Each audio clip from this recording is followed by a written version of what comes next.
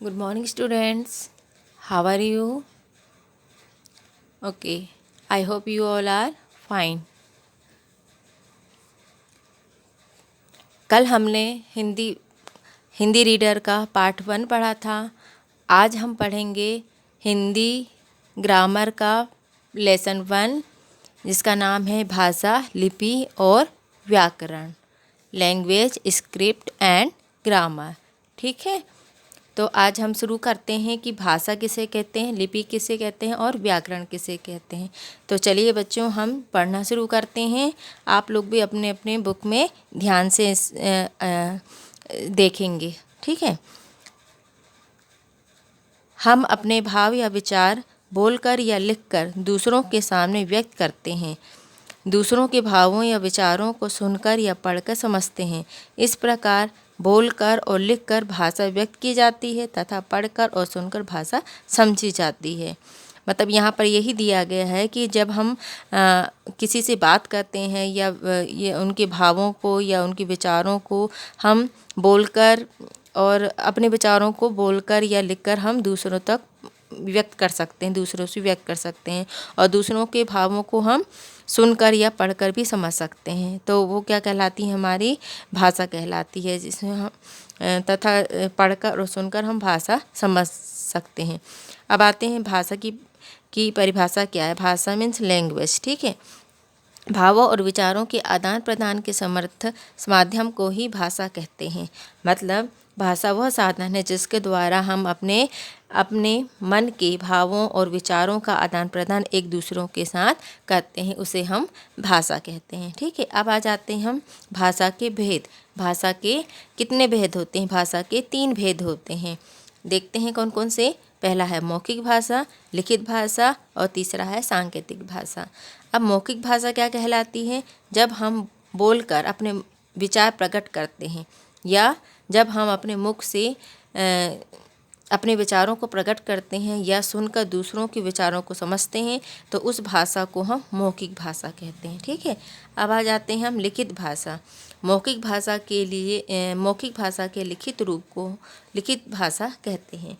मतलब जब हम अपने विचारों को लिखकर प्रकट करते हैं तो उसे हम लिखित भाषा कहते हैं। ठीक है,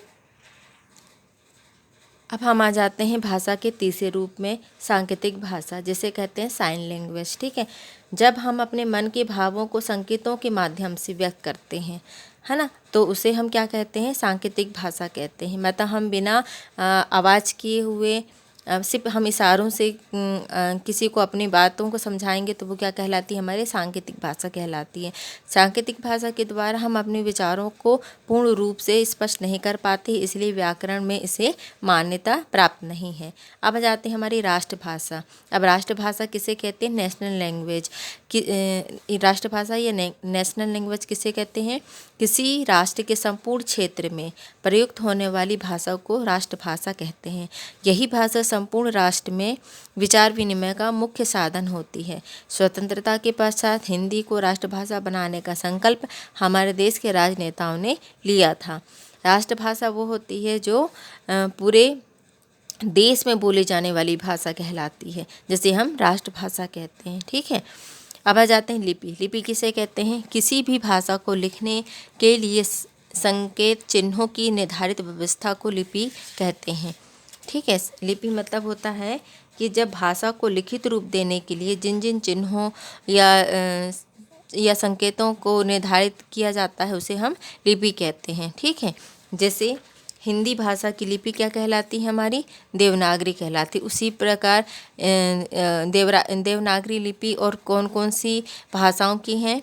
गुजराती, मराठी, संस्कृत और हिंदी, ये 4 भाषाएं हैं जिनकी लिपि देवनागरी है। पंजाबी भाषा की लिपि गुरुमुखी है और अंग्रेजी की लिपि रोमन लिपि है। ठीक है, अब आ जाते हैं व्याकरण में। व्याकरण किसे कहते हैं या ग्रामर किसे कहते हैं? व्याकरण के द्वारा ही हम भाषा को शुद्ध रूप में लिखना, पढ़ना और बोलना सिखाते हैं। व्याकरण के नियमों के कारण ही भाषा सही और सुंदर स्वरूप प्राप्त करती है। मतलब भाषा को शुद्ध रूप में बोलना, लिखना और पढ़ना सिखाने वाले शास्त्र को हम क्या कहते हैं? व्याकरण कहते हैं।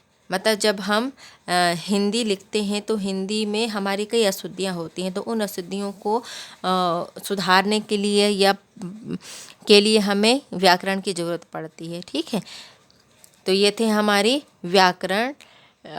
हमने आज पढ़ा भाषा, लिपि और व्याकरण। ठीक है, चलिए हम देखते हैं कि आपको हम होमवर्क दे रहे हैं। ठीक है, कि निम्नलिखित प्रश्नों के उत्तर दीजिए।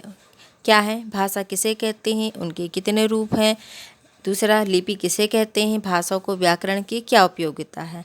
ठीक है, तो ये हमने कुछ आपको क्वेश्चंस दिए हैं जो आपको इस लेसन में हमने पढ़ाया है।